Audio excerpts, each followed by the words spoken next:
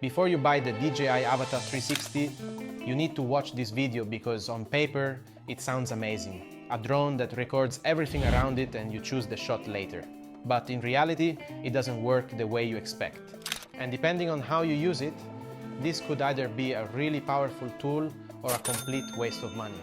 So in this video, I will share with you my experience with the DJI Avata 360 and help you understand if this drone is right for you.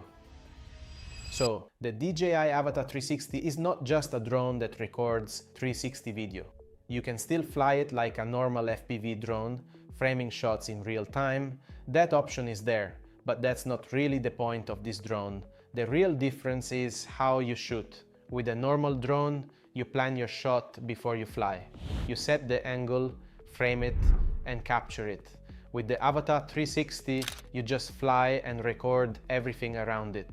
Then, when you edit the video, you decide what the shot is. So you can get different angles from the same clip, and that's amazing. But this workflow comes with trade-offs that DJI doesn't really tell. If you use the 360 camera before, you know exactly what I mean. So let's break down the design and specs.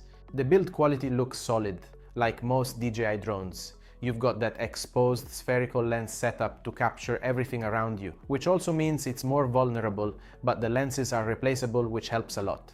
Camera-wise, there are two sensors, a bit smaller than 1 inch, and it shoots full 360 video up to 8K with 10-bit D-Log-M.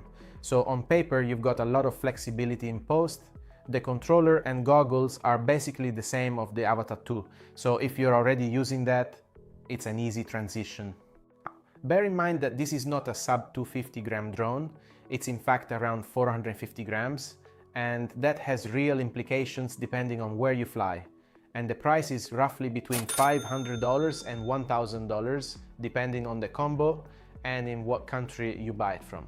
Actually, in the United States, it may be slightly more expensive and hard to find since the new FCC rules got in place, which stopped the import of new DJI products in the country. However, third-party resellers in the US like newegg.com are selling it until stock runs out. I'll leave a link down here if you want to check it out. In other parts of the world, you should be able to find it from your local DJI store or from the Amazon link I left here in the description for you. But before buying one, are you sure this is the drone you need? Let me explain. If you create content for multiple platforms, like YouTube, Instagram, TikTok, this drone makes a lot of sense. With one flight, you can get multiple formats and multiple angles. You don't need to repeat the same shot. And if you enjoy editing and want more control in post, this workflow gives you that. You're deciding the shot later, not while flying, but that only works if that's how you actually create content. So there are 4 things you should consider before buying a 360 drone like this. The first thing is that a lot of people fly FPV for the feeling of getting the shot in real time. With the Avata 360 in full sphere mode, that changes. You're not framing anymore, you're capturing everything and deciding later. So that real-time precision becomes less important. If that's what you enjoy, this takes away part of the experience. The second thing is image quality. Yes, it shoots in 8K, but that's for the full 360 sphere. When you reframe your shot, you're cropping into that image. That means you lose quality. And compared to drones like the Avata 2 or Mini 4 Pro, those will still look better. The third thing is the workflow. With a normal drone, you shoot, edit, and you're done. With this, there's an extra step. You need to reframe your footage, export it, and then edit. It's not difficult, but it takes more time. You're making decisions twice. If you like fast, simple content, this will slow you down. Lastly, consider the weight, because this is not a sub 250 gram drone. And that matters because 250 grams is the key threshold in many countries. Under that, you usually have fewer restrictions. Above that, there are more rules, sometimes registration or licenses.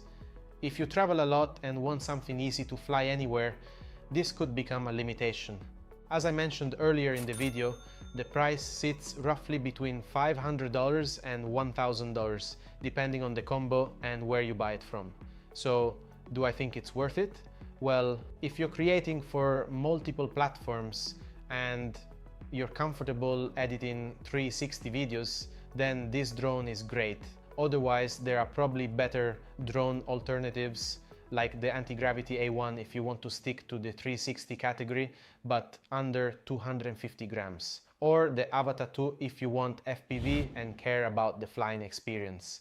Or even a DJI Mini drone that is under 250 grams if you want something small and easy to travel with. There are plenty of options. As always, you'll find links to all these products in the description. I'd love to hear your thoughts on the DJI Avata 360 in the comments below. Subscribe to the channel if you want to stay updated, and I'll see you in the next video.